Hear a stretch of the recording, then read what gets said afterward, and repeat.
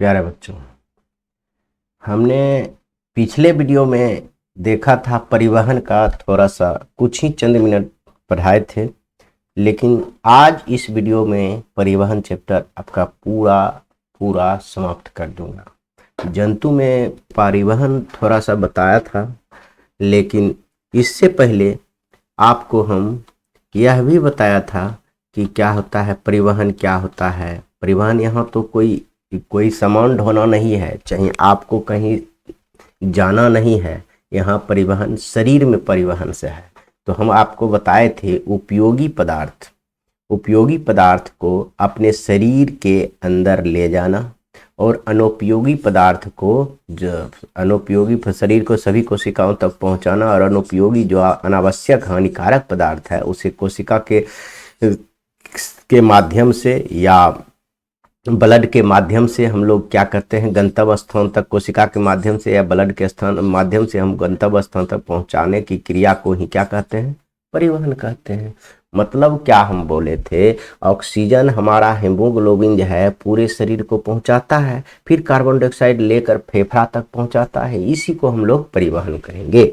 तो यह हम बहुत अच्छा से पढ़ लिए थे। पौधे में परिवहन, जाइलम क्या है, जल का परिवहन करता है। फ्लोएम क्या है, भोजन का परिवहन करता है। जाइलम और फ्लोएम में अंतर भी बहुत सुंदर से देख लिए थे। अब हम लोग वाष्पोत्सर्जन भी सुंदर से बता दिए थे। वाष्पोत्सर्जन क्या होता है? वाष्पोत्सर्जन जो होता है पेड़ पौधा में होता है, पत्ती के द्वारा होता है। जिसे पत्ती में जो रंध्र पाया जाता है, बातरंध्र पाया जाता है, उसी से होता है। ये बढ़िया से आप लोग देख लेंगे और पढ़ लेंगे तो आराम से हो जाएगा। आगे आइए हम लोग कहेंगे अगला। अगर ये पढ़ने से पहले थोड़ा सा जंतु परिवहन बताए थे, लेकिन कुछ एक सुंदर सा मोटिवेशन शब्द हो जाए उसके बाद हम लोग स्टार्ट करेंगे। कहते हैं थोड़ा डूबूंगा। क्या कहते हैं? थोड़ा डूबूंगा मगर मैं फिर तैर आऊंगा। क्या कहते हैं? थोड़ा डूबूंगा मगर मैं फिर तैर आऊंगा। ये जिंदगी तू देख मैं फिर जीत जाऊंगा। मतलब कह रहा है मैं थोड़ा सा अगर असफल भी हो जाऊंगा तो फिर से मैं आऊंगा। ऐसा नहीं है कि हम छोड़ देंगे। असफल होकर आप छोड़ दे रहे हैं तो आपका बहुत बड़ा बड़ा मंजिल छूट जाता है। कहता है ये जिंदगी तू देख मैं फिर से जीत जाऊंगा। असफल हुआ तो क्या हुआ, मैं जरूर जीत जाऊंगा। इसी मोटिवेशन शब्द के साथ हम लोग क्लास स्टार्ट करते हैं और फुल एनर्जी के साथ देखते हैं परिवहन। आज पूरा की पूरी सलाह खला। तो क्या कह रहे हैं, जंतु में परिवहन। देखिए जंतु में परिवहन क्या होता है। जंतु में मनुष्य क्या है, जंतु है। उससे पढ़ने से पहले हम बताए थे आपको पढ़ना है रक्त क्या है, क्योंकि परिवहन तो रक्त करता है। कौन परिवहन करता है? हम श्वसन, इससे पहले चैप्टर जो पढ़े थे श्वसन, उसमें हम बहुत सुंदर से पढ़े थे परिवहन करने का काम करता है श्वसन। क्या थी? हीमोग्लोबिन यानी रक्त करता है। तो यहाँ वही देखेंगे, रक्त एक प्रकार का तरल संयोजी, मतलब कि लिक्विड, छोड़ भी दीजिएगा चलेगा। तो रक्त जो है संयोजी उत्तक है। सबसे इंपॉर्टेंट VVI है। VVI कहेगा रक्त कैसा उत्तक है, तो आप कहिएगा संयोजी उत्तक है, जिसका रंग लाल हेमोग्लोबिन के कारण होता है। दूसरा ऑब्जेक्टिव क्वेश्चन पूछेगा रक्त का रंग, रक्त जिसको खून कहते हैं, खून का रंग लाल किसके उपस्थिति के कारण होता है, तो कहिएगा हेमोग्लोबिन के कारण होता है। रक्त का पीएच मान 7.4 होता है। अब समझिए पीएच स्केल हम आपको केमिस्ट्री में बताएंगे। यदि जिसका पीएच मान 7 हो तो वह होता है उदासीन, और पीएच से यदि बड़ा है 7.1 है तो इधर 7.1 से 14 तक यह सब होता है क्षारीय, और 7 पॉइंट से कम जितना भी है यहाँ 1 तक तो यह होता है अम्लीय। समझ गए? तो आपको यह समझना है 7 से कम अम्लीय, 7 से अधिक क्षारीय। केमिस्ट्री में हम बहुत सुंदर से बताएंगे, लेकिन यहाँ आपको रक्त की पीएच मान 7.4 होता है, अर्थात इसको हम क्या कहते हैं, प्रकृति क्षारीय होगी, क्योंकि 7 के बाद है और 14 से पहले है, इसलिए इसको क्या कहेंगे, क्षारीय होता है। एक औसतन मानव में 5 से 6 लीटर रक्त पाया जाता है। रक्त के अध्ययन को हिमेटोलॉजी कहते हैं, या याद रखेंगे। यहाँ देखिए ऑब्जेक्टिव क्वेश्चन 3-4 आपको बढ़ेगा। रक्त कैसी उत्तक है? तो संयोजी उत्तक है। रक्त का लाल रंग किसके उपस्थिति के कारण होता है? हीमोग्लोबिन के कारण होता है। रक्त के अध्ययन को क्या कहते हैं? हीमेटोलॉजी कहते हैं। रक्त का पीएच मान क्या होता है? 7.4 होता है। रक्त इसलिए क्षारीय होता है। एक मनुष्य में कितना लीटर रक्त पाया जाता है? 5 से 6 लीटर। और महिला में कहेंगे तो महिला में इससे 1 लीटर कम कह दीजिएगा, 4 से 5 लीटर कह दीजिएगा, हो गया।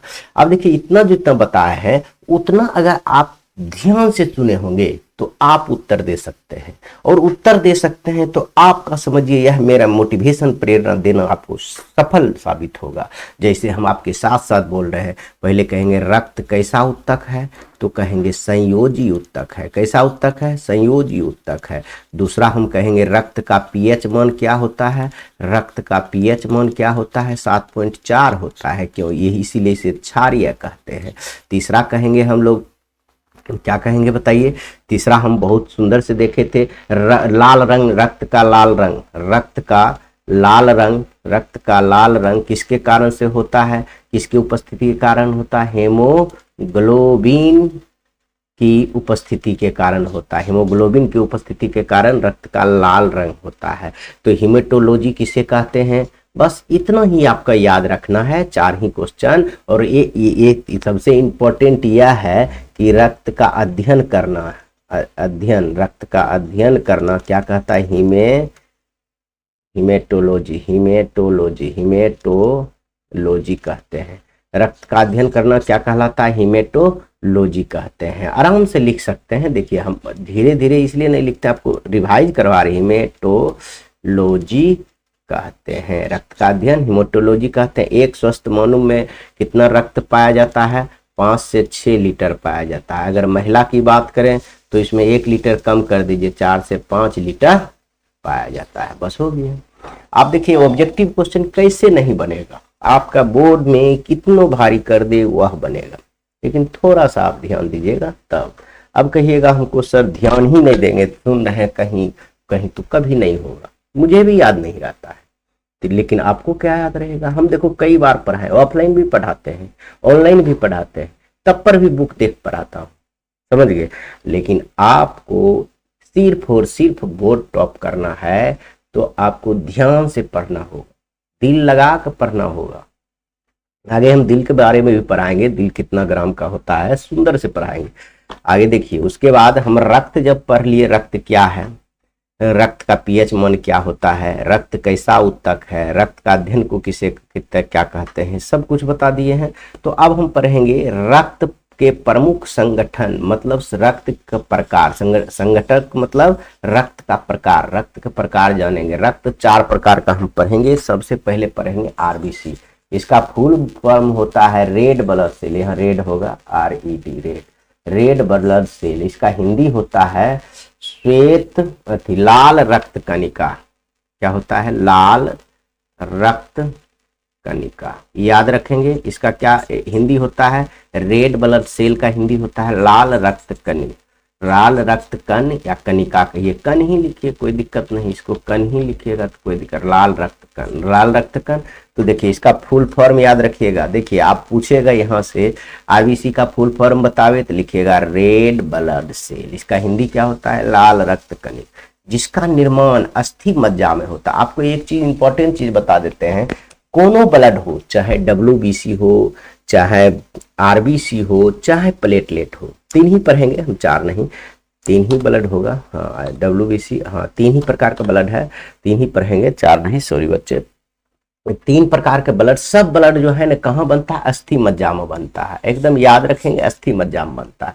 अस्थि मज्जा होता क्या है यह आप समझिए। अस्थि मज्जा आपको समझ में नहीं आता है तो कभी मुर्गा खाए होंगे, चाहे बकरी का मछली मीट खाए होंगे, तो उसमें आप देखेंगे हड्डी जब खाइएगा तो उसके अंदर कुछ लाल लाल टाइप का रहता है, उसी को अस्थि मज्जा कहते हैं, वही ब्लड का निर्माण होता है। आपको हम नेट रहता तो दिखा देते, लेकिन आप समझिए जब मुर्गा खाते हैं ना, मान लीजिए यह खाए, यह लेग पीस है, लेग पीस है, यह लेग पीस है, ऐसा रहता है लेग पीस। यह लेग पीस के जैसे ही तोड़िएगा ना, यहाँ इसके बीच में कुछ रहता है लाल लाल टाइप का, इसी को हम अस्थि मज्जा कहते हैं। और रक्त का बनता ही वहीं से, समझ गए। आप लोग लिखिएगा गूगल पे तो आ जाएगा कि अस्थि मज्जा क्या है, तो वो आपको दिखा देगा, समझ गए। हम आपको बता दिए। अब क्या होता है, और आरबीसी का कब्रगाह मतलब रेड लाल रक्त कणिका का कब्रगाह वह मरता है कहाँ, तो पीलिया में। कहा उसके कब्रगाह क्यों क्यों कहा जाता है, क्योंकि वही जो जिसका जीवन काल पूरा हो जाता है तो पीलिया में चल जाता है, समझिए, जिसको तिल्ली कहते हैं। इंग्लिश में हम इसको स्प्लीन कहेंगे, क्या कहेंगे, एस्पिलीन कहेंगे, समझ गए। इसको इंग्लिश में स्प्लीन कहेंगे, हिंदी में पीलिया या तिल्ली कहेंगे। तो आरबीसी का कब्रगाह किसे कहते हैं, स्प्लीन या पीलिया को। इस क्योंकि इसमें आरबीसी मर जाता है, क्योंकि यह इस पीलिया में जाकर आरबीसी मर जाता है, इसलिए कब्रगाह कहते हैं। अब आरबीसी से देखिए 3-4 सवाल रहेगा कि आरबीसी का फुल फॉर्म क्या है, रेड ब्लड सेल। आरबीसी कहाँ बनता है, अस्थि मज्जा में। आरबीसी का कब्रगाह किसे कहते हैं, तो कब्रिस्तान किसे कहते हैं, तो पीलिया को कहते हैं या तिल्ली को कहते हैं, समझ गए। इतना याद रखिए। आरबीसी का जीवन काल कितना है, 20 से 120 दिन होता है, 20 से 120 दिन होता है। इसमें केंद्रक नहीं पाया जाता, इसमें जो सेंटर होता है वह नहीं पाया जाता है, समझ गए। जिसके कारण इसमें डीएनए नहीं पाया जाता है, डीएनए भी नहीं टेस्ट नहीं किया जा सकता है। जब इसका केंद्रक ही नहीं है तो डीएनए कहाँ पाया जाता है, केंद्रक में पाया जाता है। आप 9th क्लास में पढ़े होंगे, जब केंद्रक को सेंट्रोसोम ने केंद्रक को जब खींचा जाता है था तब आता था डीएनए निकलता था। यह आपको बहुत सुंदर से पढ़ाया गया होगा, लेकिन यहाँ समझिए केंद्रक नहीं है आरबीसी में, जिसके कारण यहाँ डीएनए टेस्ट नहीं होता है। आरबीसी को एरिथ्रोसाइट भी कहा जाता है। देखिए आरबीसी का दूसरा नाम एरिथ्रोसाइट, आरबीसी का दूसरा नाम एरिथ्रोसाइट कहा जाता है। इसका प्रमुख कार्य शरीर की कोशिकाओं में ऑक्सीजन पहुंचाना है। इसका काम क्या है, ये तो हम श्वसन सेक्टर में पढ़ चुके हैं। आरबीसी क्या करता है, लाल होता है, इसी का काम है। हेमोग्लोबिन जिसको कहते हैं, हेमोग्लोबिन की उपस्थिति के कारण लाल होता है। अगर यह लाल होता है तो यह ऑक्सीजन को आपके पूरे शरीर के कोशिका तक पहुंचाने का काम कौन करेगा, यही आरबीसी करता है, याद रखेंगे। यहाँ से ऑब्जेक्टिव क्वेश्चन आपका ढेर सारा बनेगा। पहला क्या बनेगा, आरबीसी का फुल फॉर्म क्या है, तो कहिए रेड ब्लड सेल। आरबीसी का कब्रगाह किसे कहते हैं, पीलिया या तिल्ली, एस्पिलीन किस भी कहिएगा, क्योंकि यहाँ जाकर यह मर जाता है। आरबीसी का निर्माण कहाँ होता है, अस्थि मज्जा में होता है। जीवन काल कितना होता है, 20 से 120 दिन है। इसमें केंद्रक नहीं पाया जाता, जिसके कारण डीएनए जांच नहीं होता है। इसका आरबीसी का दूसरा नाम एरिथ्रोसाइट है। बस इतना याद रखेंगे तो काफी है। अब कहेंगे डीएनए का फुल फॉर्म क्या होता है, तो होता है डायऑक्सी न्यूक्लिक एसिड। डीएनए का फुल फॉर्म आप लोग याद रखेंगे, डायऑक्सी न्यूक्लिक एसिड। एक डीएनए होता क्या है, वंश पता करना पड़ता है कि किसका बेटा है किसका नहीं है, समझिए। डीएनए चेक बहुत ही सावधानी है। पहले लोग ऐसे चेक कर लेते थे कि भावनात्मक विचार से कि किसका बेटा है, मार के पीट के। आप देखे भी होंगे कि राजा के पास गया, 2 लड़की एक लड़का एक बच्चा, उसकी कैसे परीक्षण किया, तो मार रहा था तो एगो भावनात्मक में बह गया तो सोचा उसका बेटा है। लेकिन अब तो ऐसा नहीं होता। अब जो है डीएनए एक ऐसा रास्ता है, आपको पक्की सबूत दे देगा ये किसका लड़का है, समझ गए। अब आगे आइए, अब पढ़ेंगे डब्ल्यूबीसी के बारे में, समझिए। अब यहाँ पढ़ लिए आरबीसी के बारे में, तो अब डब्ल्यूबीसी का फुल फॉर्म पढ़िए, व्हाइट ब्लड सेल, यानी कहेंगे श्वेत रक्त कणिका, श्वेत रक्त कणिका हम इसका हिंदी होता है, ये होता है जिसका निर्माण कहाँ होता है, अस्थि मज्जा में। हम पहले ही बता चुके हैं सभी ब्लड का निर्माण कहाँ होगा, अस्थि मज्जा में होगा। आराम से पढ़िए। जिसका इसकी मृत्यु पीलिया में होता है, इसका भी मृत्यु कहाँ होता है, पीलिया में। आरबीसी डब्ल्यूबीसी का मृत्यु कहाँ होता है, पीलिया में। इसका जीवन काल 12 से 20 दिन होता है। उसका 20 से 120 दिन था आरबीसी का, लेकिन डब्ल्यूबीसी मात्र 12 से 20 दिन होता है। यह शरीर को रोगाणु को सुरक्षा प्रदान करता है। यह शरीर में जो रोग होने वाला था उसको रोग से बचाता है, रोग से सुरक्षा प्रदान करता है डब्ल्यूबीसी, समझ लीजिए। डब्ल्यूबीसी का सबसे बड़ी कोशिका मोनोसाइट है, जबकि सबसे छोटी कोशिका लिम्फोसाइट है। कहेगा डब्ल्यूबीसी का सबसे बड़ा कोशिका मोनोसाइट, डब्ल्यूबीसी का सबसे बड़ा कोशिका मोनोसाइट, डब्ल्यूबीसी का सबसे छोटा कोशिका लिम्फोसाइट। इतना बढ़िया से पढ़िए कि जीवन में नहीं भूलिए, समझ गए। एक चीज को हम 4 बार आपको हम बताते हैं, समझ गए। तो अब देखिए WBC के बारे में आपका कोई भी ऑब्जेक्टिव पूछेगा तो नहीं बता दीजिएगा, पर पूछेगा कि WBC का फुल फॉर्म क्या है तो कहिएगा श्वेत रक्त कणिका। WBC कहाँ बनता है तो अस्थि मज्जा में। इसका मृत्यु कहाँ होता है, प्लीहा में। इसका जीवन काल कितना होता है 12 से 20 दिन। इसको शरीर, इसका काम क्या है, रोगों से सुरक्षा प्रदान करना, रोगों से बचाना। आरबीसी का बड़की कोशिका का नाम क्या है, मोनोसाइट। बड़की मोनो, छोटकी लिम्फो, बड़की मोनोसाइट, छोटकी लिम्फोसाइट। बस इतना याद रखते हैं तो बहुत कुछ है। आगे आइए, और अंतिम ब्लड का प्रकार है प्लेटलेट। आप प्लेटलेट के बारे में जानते होंगे। देखिए जब किसी को डेंगू हो जाता है तो उसमें प्लेटलेट घट जाता है, वह भी एक रक्त है, वह भी रक्त है, इससे मौत भी हो जाता है, समझ गए। इसका भी निर्माण कहाँ होता है, अस्थि मज्जा में, यानी वही हड्डी के बीच में होता है, जिसका निर्माण काल 7 से 10 दिन होता है, मात्र 7 से 10 दिन होता है इसका निर्माण। जिसका जीवन काल, निर्माण काल नहीं, जीवन काल 7 दिन होता है, उसके बाद मर के नया बनता है। यह स्तनधारी प्राणी में पाया जाता है। इसका मुख्य कार्य खून को थक्का करना है। इसका मुख्य कार्य क्या है, खून को थक्का कर देना। अगर प्लेटलेट आपके कम है तो कहीं कट गया तो वहां खून ब्लड रुकेगा ही नहीं। बहुत इंपॉर्टेंट है शरीर में प्लेटलेट का होना। अगर प्लेटलेट नहीं है तो आपको बहुत दिक्कत होगा। फिर खून अगर कट गया कहीं तो आपको रुकेगा ही नहीं, क्या कहते हैं, बहते रह जाएगा। इसीलिए प्लेटलेट का होना बहुत जरूरी है। और आपके शरीर में कमजोरी भी कर देता है प्लेटलेट ने, एक तरह का खून है इसका। इसे थ्रोम्बोसाइट भी कहते हैं, थ्रोम्बोसाइट याद रखेंगे। प्लेटलेट को दूसरा नाम क्या है, थ्रोम्बोसाइट कहते हैं। लिम्फोसाइट कहते हैं छोटकी कोशिका के WC के, और बड़की कोशिका के मोनोसाइट। लेकिन प्लेटलेट के दूसरा नाम क्या है, थ्रोम्बोसाइट। इधर हम बताए थे कि आरबीसी का दूसरा नाम क्या है, एरिथ्रोसाइट, आरबीसी, थ्रोम्बोसाइट, प्लेटलेट और क्या, मोनोसाइट और लिम्फोसाइट WBC में कोशिका का नाम है। अगर इतना आप डिटेल में पढ़ लेते हैं तो समझिए कभी आपको दिक्कत होगा, जीवन में दिक्कत नहीं। आगे आइए, अब हम रक्त के बारे में सब कुछ देख लिए, तो अब कहेंगे रक्त के प्रमुख कार्य क्या क्या है, इसका क्या क्या काम हो सकता है, यह पढ़ेंगे बहुत आसान से। देखिए रक्त का हम आपको बताएं, रक्त सबसे पहले आपका ताप का संतुलन करता है। अगर रक्त नहीं रहेगा तो आपका शरीर का टेम्परेचर हाई हो जाएगा। बहुत सुंदर चीज है कि आपको ताप का संतुलित करता है, गैस का आदान प्रदान करता है। क्या, कार्बन डाइऑक्साइड आपको शरीर से बाहर निकालने का काम नहीं करता है, हेमोग्लोबिन फेफड़े तक लाता है, फेफड़ा से बाहर निकाल देता है। फिर ऑक्सीजन क्या करते हैं, नाक से लेते हैं, फेफड़ा में जाता है, फेफड़े से पूरे कोशिका तक ऑक्सीजन पहुंचाने का काम करता है कौन, हेमोग्लोबिन। यह आप जान चुके हैं, रक्त का ही तो काम है गैसों का आदान प्रदान करना। तीसरा में लिख देंगे श्वसन क्रिया के दौरान बना कार्बन डाइऑक्साइड गैस को फेफड़े तक पहुंचाने का काम करता है। ऐसे भी लिख सकते हैं ऑक्सीजन पूरे कोशिका तक पहुंचाने का भी काम करता है, रक्त का काम हो गया। शरीर के रोगों से सुरक्षा करता है कौन, WBC। फाइब्रोनोजोन एंजाइम को रक्त को थक्का बनाने में काम करता है, मतलब कि रक्त के थक्का कौन, प्लेटलेट बनाता है, उसी में पाया जाता है फाइब्रिनोजेन। फाइब्रिनोजेन होगा, जेने नहीं। फाइब्रिनोजेन एंजाइम रक्त को क्या करता है, थक्का बनाने का काम करता है। इतना रक्त का कार्य पढ़ लीजिएगा तो काफी है। आपको 2 नंबर में पूछेगा, बोर्ड मॉडल क्वेश्चन है, समझ गए, कई बार पूछा गया है, आप लोग याद रखेंगे, नोट बनाते जाएंगे तो बहुत सुंदर होगा।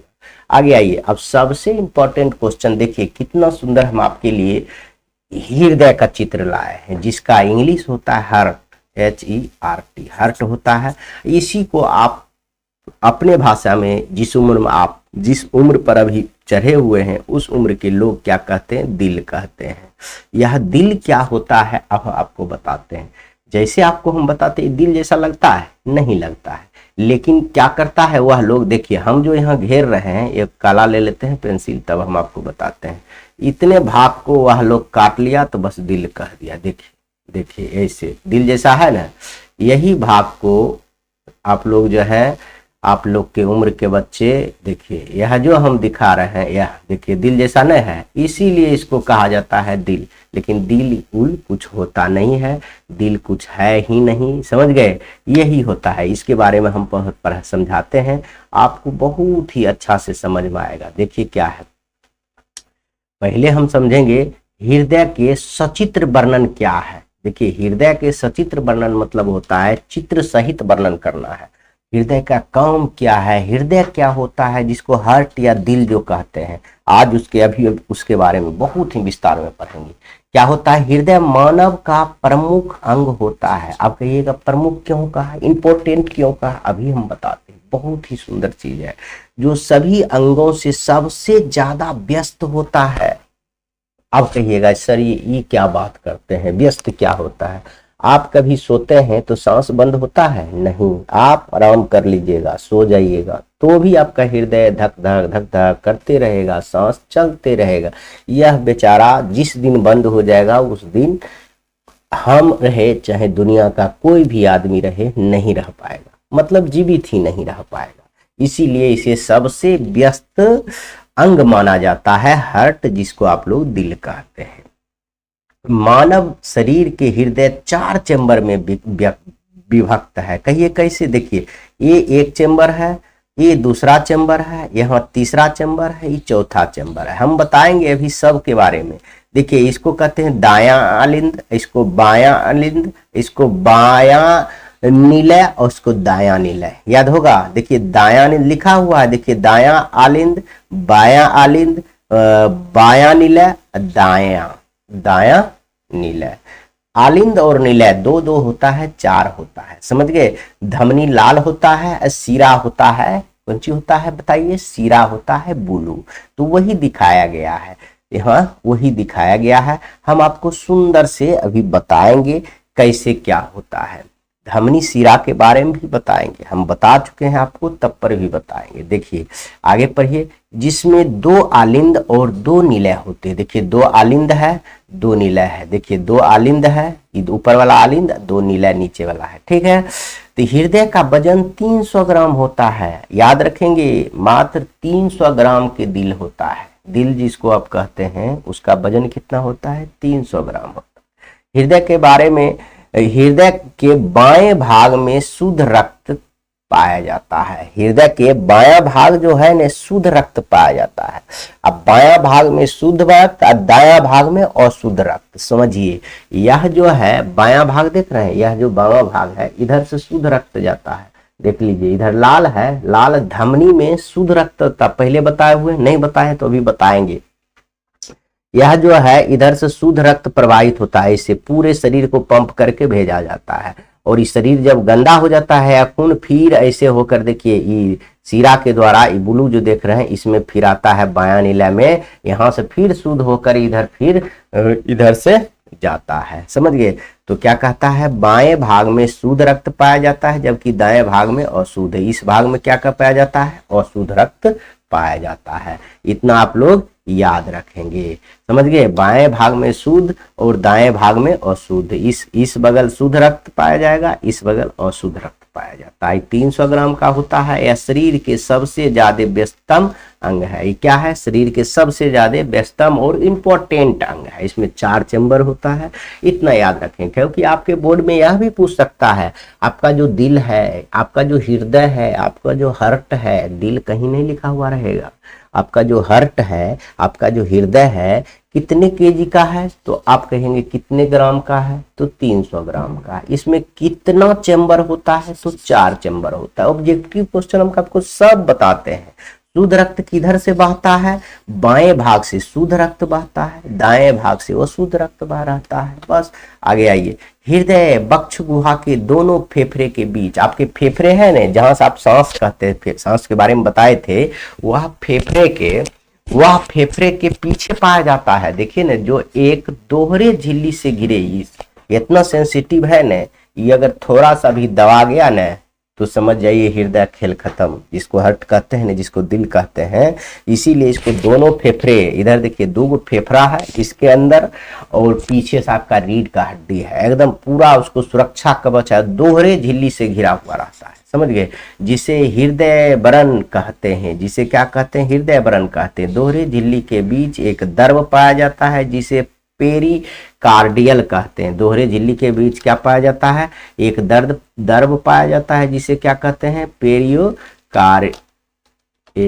देखिए अभी हम थोड़ा मिटा दे रहे हैं, तब आपको हम बताते हैं। देखिए यहाँ देखिए दोहरे झिल्ली के बीच एक द्रव पाया जाता है, उस द्रव का नाम है पेरिकार्डियल। पेरिकार्डियल, इस द्रव का क्या नाम है?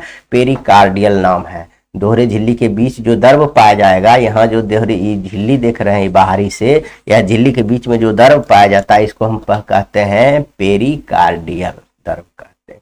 रक्त परिसंचरण के लिए शरीर के अंदर पतली पतली नलियां पाए जाते हैं, जिसको धमनी और सिरा कहते हैं। यह बात तो अब पतली पतली जो नली जो रहता है, नस को आप लोग कहते हैं, उसी को जिसे धमनी एवं सिरा कहते हैं। धमनी में शुद्ध रक्त, सिरा में अशुद्ध रक्त बहता है। धमनी में शुद्ध रक्त जबकि सिरा में अशुद्ध रक्त पाया जाता है। देखिए हम अभी आपको बताया, लिखा भी है। हृदय का प्रमुख कार्य रक्त को पूरे शरीर में पंप छिड़काव करना। हृदय का सबसे इंपॉर्टेंट काम है आपके शरीर में, पूरे शरीर में ऑक्सीजन क्या कहते हैं, खून का पंप करके पहुंचाना, छिड़काव करना। जैसे स्प्रे करते हैं ना, पूरे खेत में कर देते हैं, उसी प्रकार आपका ये स्प्रे मशीन है हृदय।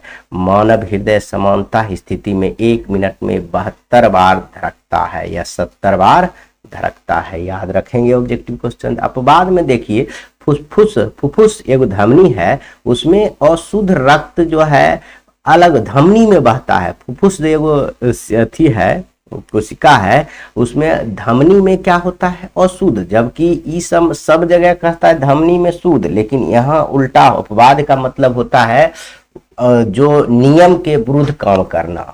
नियम जो बच्चा को स्कूल में पढ़ना चाहिए और जाके स्कूल में खेलेगा, तो अपवादे बच्चा है ना। स्कूल में गया पढ़ने के लिए, हाथ गोड़ तोड़वा के आ गया, तो अपवाद बच्चा है। मतलब काम जहाँ जो करना चाहिए वह काम के विरुद्ध काम करे तो उसे अपवाद में कहते। उसी प्रकार फुफ्फुस एक धमनी है, उसमें फुफ्फुस में धमनी में अशुद्ध रक्त और फुफ्फुस सिरा में क्या होता है, शुद्ध रक्त प्रवाहित होता है। ये एक अपवाद में है, याद रखेंगे, समझ गए।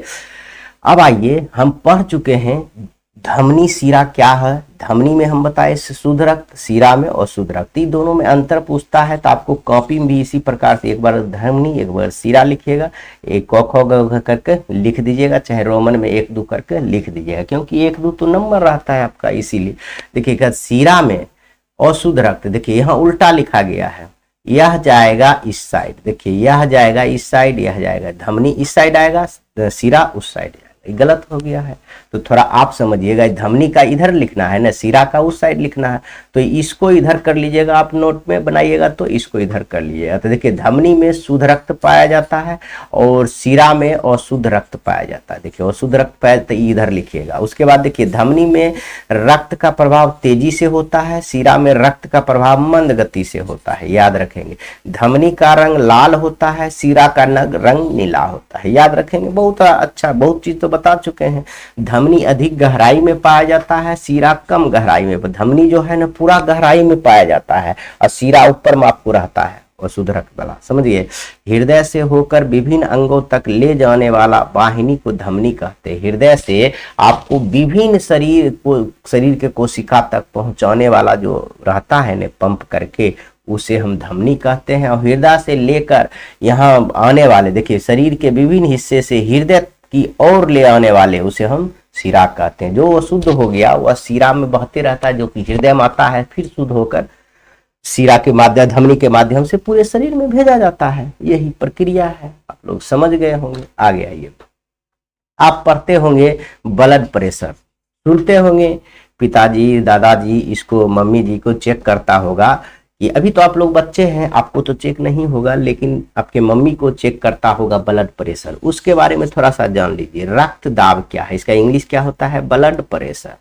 ब्लड प्रेशर समझ गए। इसका इंग्लिश हम आपको बताते हैं, हिंदी इंग्लिश हो गया, इसका बताते हैं। पूछेगा कि रक्त दाब क्या है, तो आपको बताना है रुधिर वाहिका, मतलब वही नस में, नस के विरुद्ध भित्ति पर लगाया गया दाब रक्त दाब कहलाता। देखिए जब आप रक्त दाब चेक कराने जाते थे, ब्लड प्रेशर चेक करने, आप देखिएगा आपके यहाँ बायां चाहे दायां हाथ में लगा देगा और आपको एक पंप रखता है, इसे दाबेगा तो आपको नस पर दबाव बढ़ता है। देखिए लगाया जाता है ना।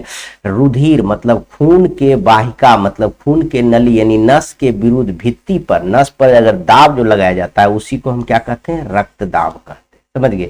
एक स्वस्थ मानव को बीपी 120/80 mmHg होता है, जिसमें 120 को हम सिस्टोल कहते हैं और 80 को डायस्टोल कहते हैं। ये याद करेंगे, रक्त दाब में जो है ये 120 को क्या कहेंगे, सिस्टोल, और 80 को डायस्टोल कहेंगे। 120 को सिस्टोल और इसको मापने वाला मशीन को जानते हैं क्या कहते हैं, एस्फिग्नोमीटर कहते हैं। क्या कहेंगे, इसके मापने वाला जो मशीन होता है उसको क्या कहेंगे, एस्फिग्नोमीटर कहेंगे। इतना बात आप याद रखेंगे तो काफी है। इंटर में इससे बहुत ही विस्तार में आपको पढ़ाया जाएगा। अब आइए रुधिर और लसिका। तो लसिका तो अभी हम बताए नहीं, रुधिर तो खून है, लेकिन आपको पहले लसिका बता देते हैं। देखिए लसिका, तब उसका अंतर पढ़ेंगे तो बहुत सुंदर से आपको समझ में आएगा। देखिए लसिका क्या होता है, इसके प्रमुख कार्यों के लिखे बहुत इंपॉर्टेंट भी आई है, जितना इंपॉर्टेंट है उतना ही कम है।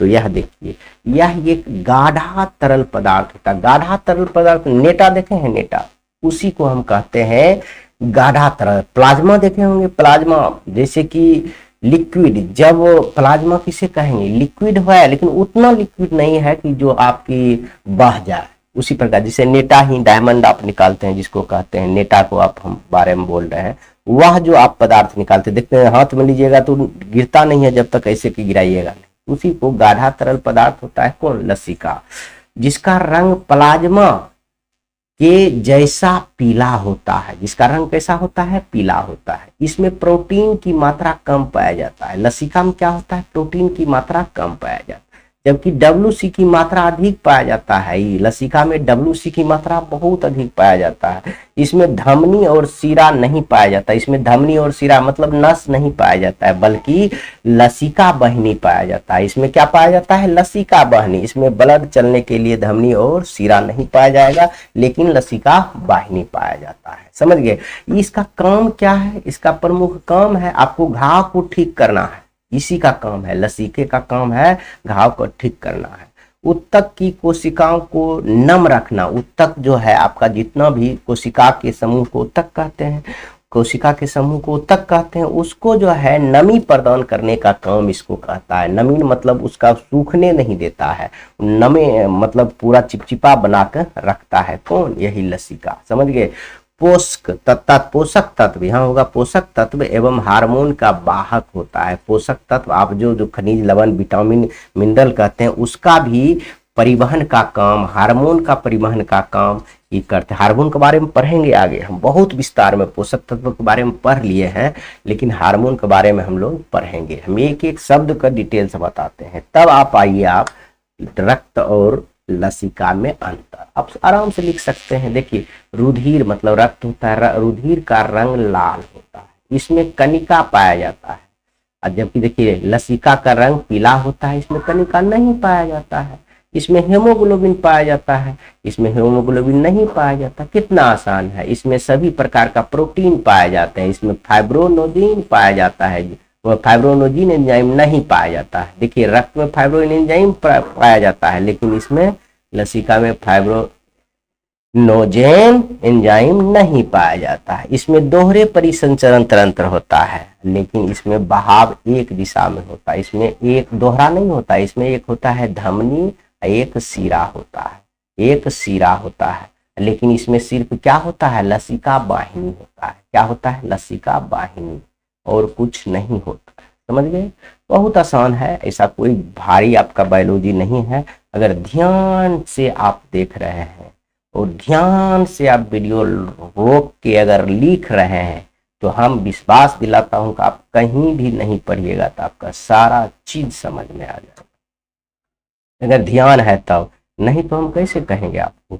अब आइए एक पढ़ेंगे, परिसंचरण तंत्र क्या है, यह कितने प्रकार के होते हैं। बस लगभग इतना यही आपका लास्ट टॉपिक होगा, उसके बाद आपका समाप्त हो जाएगा। चैप्टर ही थोड़ा सा है, हम बता देंगे, बस चैप्टर समाप्त हो जाएगा। देखिए परिसंचरण तंत्र क्या है, बहुउद्देशीय बहुकोशिकीय जंतु में पोषक तत्व, hormone, vitamin, oxygen, carbon dioxide को परिवहन के लिए जिस वाहिनी का प्रयोग किया जाता है, जिसे परिसंचरण तंत्र कहा जाता है। देखिए यह जो देख रहे हैं धमनी और शिरा देख रहे हैं, ये जो शिरा है, जितना ब्लू रंग देख रहे हैं यह सब शिरा है, जितना लाल देख रहे हैं यह सब धमनी है। तो धमनी में शुद्ध रक्त और शिरा में अशुद्ध रक्त प्रवाहित होता है। वही तो कह रहा है परिसंचरण तंत्र क्या है, जो आपका जो है पोषक तत्व ऑक्सीजन, कार्बन ऑक्सीजन को पूरे शरीर में पहुंचाने का काम करता है, फिर कार्बन डाइऑक्साइड पूरे शरीर को फेफड़े में लाने का काम करता है। जो नली के द्वारा कहता है, जिस रक्त नालिका के द्वारा होता है, ये किया जाता है न रक्तिक हीमोग्लोबिन के द्वारा किया जाता है, उसी वाहिनी को, वही जो रास्ता, उसी रास्ता को हम परिसंचरण तंत्र कहते हैं। पूरे शरीर में जाल की तरह छाया हुआ है, आपके पूरे शरीर में नस है, पूरे शरीर में ब्लड है, उसी को क्या कहते हैं परिसंचरण। आपको समझ में आएगा। तो ऑक्सीजन ले जाने का काम कौन करता है, ब्लड। तो ब्लड कहाँ जाता है, आपको धमनी और शिरा जाता है, वो धमनी शिरा पूरे शरीर में छाया हुआ है, उसी ब्लड के रास्ता को ही क्या कहते हैं हम परिसंचरण तंत्र। आपको याद हो गया होगा। रक्त परिसंचरण तंत्र की खोज विलियम हार्वे ने, रक्त परिसंचरण तंत्र की खोज किसने किया, विलियम हार्वे ने 1628 ईस्वी में किया था। रक्त परिसंचरण का खोज विलियम हार्वे ने 1628 ईस्वी में किया था।